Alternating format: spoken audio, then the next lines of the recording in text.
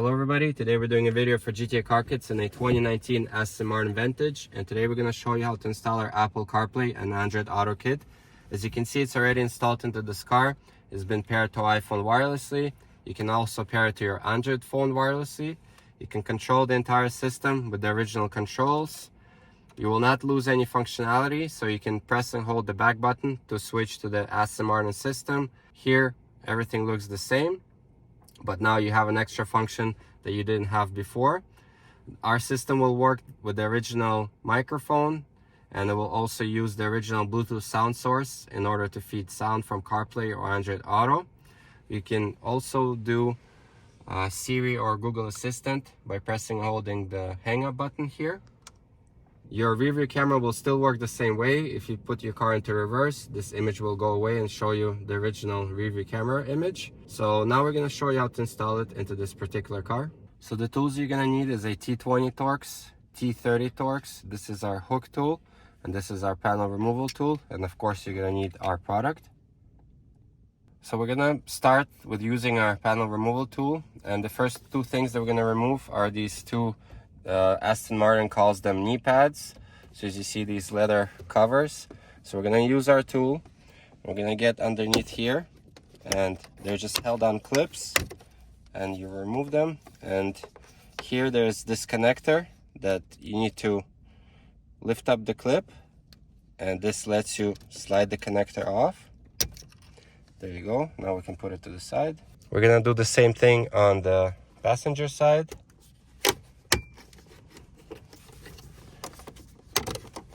Unclip it, and then there's that connector here, and you're gonna see on both sides there are two bolts that we need to remove. First, there's the silver T30 bolt, and then down there that's a T20, and we're gonna remove two on this side and two on the driver's side. So we'll start with removing the T30 bolt on the driver's side. Now we're gonna use our T20 and remove that black bolt down there. Same thing on the passenger side. First we'll remove the big T30 bolt, and then the T20 down there. So the tools that we're going to use now is this panel removal tool and our hook tool, because we're going to remove this cover right here. So underneath this cover there are two bolts that we need to remove. So this cover is held by three clips. There's two small clips on towards the top and one main one towards the middle. So first, we're going to get behind here at the top and release the two top clips. As you can see, they came out. And now we're going to use our tool here to unclip the rest of it, and it comes out. So there's the main clip down here and two small ones on the side. And now, as you can see, there are two T20 torque bolts that we have to remove right now. So now we're gonna move on into the armrest compartment, and here you're gonna see this rubber mat, which we need to lift up because underneath there are four T30 torque bolts that we need to remove. So we're gonna use our hook tool to get underneath this rubber so we can lift it up, and we're gonna carefully lift it up. So as you see, there's four T30 torque bolts. So there's 1, 2, 3, and 4. We're gonna remove all of them right now.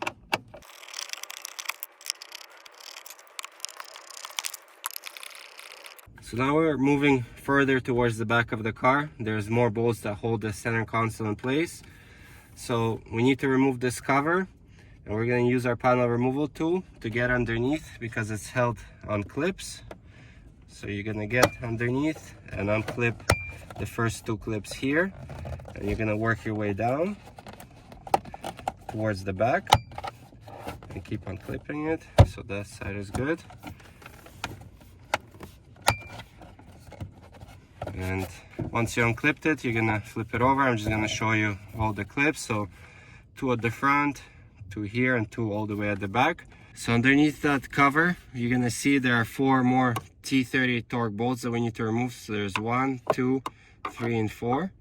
And we're gonna remove them all right now. So these bolts are quite deep in there, so you can either use a magnet to remove them, or we're gonna use our hook tool and we're just gonna lift them.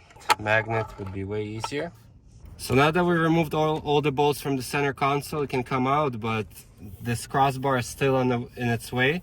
So we need to remove this crossbar, and it's held on T30 torque bolts. And in order to get to them, we're gonna use our hook tool to lift up this carpet right here behind the crossbar. And once you lift it up, we're gonna use our fingers to lift the carpet more. You're gonna start seeing the bolts. So there's one right here, two, and then there are two more behind the driver's seat.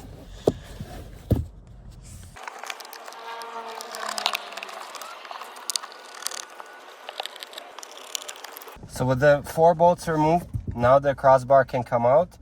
And in order for it to come out, it's still held on 2 clips. So there's one on the driver's side and one on the passenger side. And they simply lift up and it comes off. But you just have to lift it up straight up and then it comes off easy. So same towards passenger seat. So now we're gonna remove this carpet cover behind the passenger seat, because we gotta get to these 2 connections right here. As you can see, this cable leads to the center console. So if we try to remove the center console, it will be in the way. So there's 2 connections. So you're gonna lift up the red cover, and then there's a clip underneath it, so we can disconnect this connection. And then the second one is down there. That one you just press on the clip and it disconnects. So as you can see, now we disconnected this wire. So now we can grab the center console and we're gonna lift it up and move it towards the back of the car. But at this point, we still cannot remove the center console because it's held by connections. There's 1 connection in the middle here and 2 on the sides. So once we moved it back, we're going to be able to peel back the carpet on both the driver and the passenger side, and we're going to show you what we're going to disconnect. So as you can see, there's a wire leading up to the connector there. We're going to disconnect it now. So on the driver's side, it's only single wire that you need to disconnect. So you're going to release the clip and then press the clip underneath it to disconnect this connection. So now we're gonna do the same thing on the passenger side. We're gonna peel back the carpet, but on this side there are 3 connections that you need to disconnect instead of 1. So same thing, you're gonna release the clips and then you're gonna press the clips in to remove your connectors. And as you can see, they're all color coded. So at this point, you can lift up the center console, and there's 1 more connection underneath here that you need to disconnect. So you have to press on the clip on top of the connection, and then you're gonna release it. So this is the connector, and this is the clip that you need to press. At this point, the center console is free to be removed, so we're going to lift it up and carefully remove it out of the car. So this is our head unit, and that's where we're going to be making our connections. So the main ones, this is the video cable, and this is the main quad lock harness. Now we're going to show you what comes inside our kit and everything we're going to install into this car. So you have your main module. This is our main harness. We also have some video cables. We have our wireless antenna, and we have our USB cable for wired CarPlay, wired AndroidAuto, and in order to do updates. We'll start with unlocking the original quad lock harness. There's a clip right here that you have to press, and then you're able to unlock it. And main thing not to forget from the original harness is transfer over the fiber optic cable. These are the 2 right here. So they're held on by this clip. So you're gonna lift up the clip using our tool here. You will be able to slide the cables out just like that. So now we will grab our harness that has 2 ends, a male and a female. So the female end, this is where you're gonna plug in your original harness. So make sure that it's unlocked. Then you will line it up, insert it almost all the way in, and then you lock it in place. This is our harness. So we will make sure to reinstall back the fiber optic cable here on the edge. We will unlock the harness and plug it in to the back of the head unit. So make sure that you insert it at the correct angle with the lock unlocked. And same thing, it has to go almost all the way in, and then you lock it in place. Now we need to do the video cable. So this blue one is the one that we need to remove. So underneath it, there's a clip that I'm gonna show you that I'm pressing. So I'm gonna press that clip and it will disconnect. So the clip is right here. That's what I was pressing. So this is the wiring harness for the video cables from our kit. You're gonna see there are two different ends. So the single solid end is the one that is gonna go to the module, and these two ends are going to be at the back of the head unit, so a male and a female. Female end, this is where the original video wire will plug into. This male end will go to the back of the head unit. So right now you should end up with this video cable wire, and this is the other end of the harness wire, and both of these are going to go inside our module. So this is our module. So we're going to start making the connections into it. So the video cables we've already done. You just plug in here, the power harness, and the second harness. As there's not a lot of space in this car, so this quad lock here, in order for everything to fit back nicely and go into place, this quad lock, you're gonna line up here, and these wires, you're gonna tuck nicely here. And the entire module and all of our wiring will go towards the side here, and we're gonna hide it behind the carpet. There's a little foam piece that we already removed, so that gives us extra space, and that's where we're gonna hide our module. So there are two more things that are left to connect to the module, which would be the wireless antenna here. So we're gonna connect it now, and the best place to hide it would be somewhere around here. You can sticker it, make sure not to stick it to the actual module, but somewhere here underneath the center console would be a good spot for it. And then the USB cable. So you can either make a hole and run it into the actual center console where your armrest compartment is, or you can run it and connect it to the module here. This is where it connects.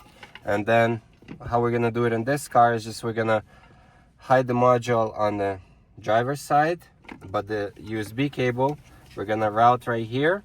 So you're gonna have the cable come out somewhere right there. So now we're gonna start hiding the module, and it will go, like we said, towards the driver's side behind the carpet. When you're putting the module in, make sure that none of the switches get adjusted by mistake, because the module will come preset for your particular Aston Martin. So we will carefully slide the module in there, and that's where it will rest. And at this point, you're gonna rearrange the cables. So all this extra cabling will go here. Make sure that you don't lose this wire that we removed in the beginning of the video behind the knee pad, and carefully route all the wires so it gives you maximum space. Route them all nice and carefully. Take your time towards the side here, and like we mentioned before, the harness has to rest right here, so everything goes back nicely and you have space for everything. And then the USB cable we will route towards the passenger compartment here, and the antenna, like we said, we're gonna hide right here. So with all the connections routed, now we can put the center console back and start doing all the connections so we can test everything. So the center console is back in the car. We're gonna start making the connections. So the first one we're gonna connect is the blue one right in the middle here. So once you line it up, just plug it in. And then next we will connect these harnesses on the passenger side, the 3 of them. So we cannot test our system unless everything has been plugged in. So let's the green one. So you make sure that you insert them based on the color code.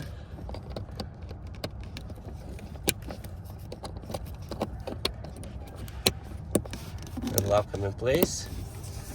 Now put back the carpet. As we mentioned, this is where our USB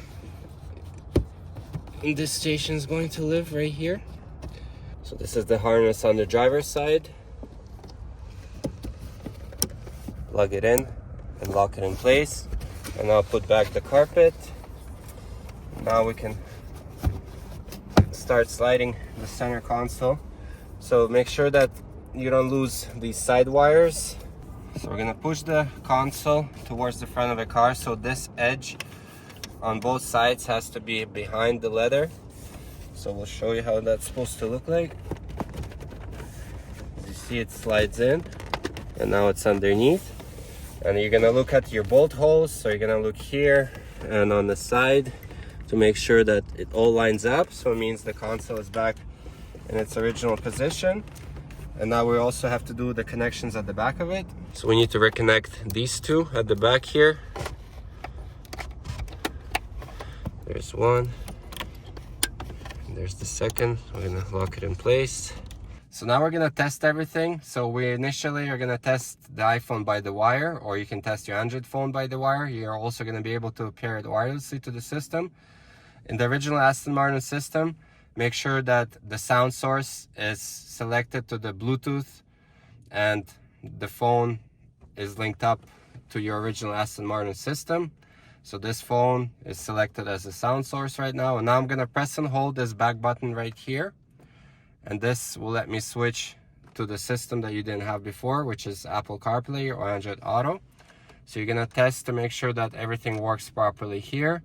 We're gonna play some music. Make sure that the sound is working. So the sound is working and all the original controls are working. And at this point, we made sure that everything works, and now we can reassemble the car. So we're gonna start assembling everything back. We'll begin with putting back this carpet piece. So you're gonna just line it up at the bottom with two clips over there. Just put it back. So this crossbar, as I mentioned before, on both sides, there's these two holes or clips that this crossbar needs to sit on. Then it will fit properly. So make sure that it goes in straight onto it, each of the clips. So this is the passenger side, same on the driver's side. And now we can put back the original bolts. So when you're going to be reassembling the car, make sure that you put the right bolts into the right places. So these are all the bolt types that we removed from this car to take everything apart. So the bolts that hold the crossbar in place, they're the T30, but they're shorter than the other T30s, and of course they're not shiny. So this is the ones that we're gonna use to bolt back this crossbar.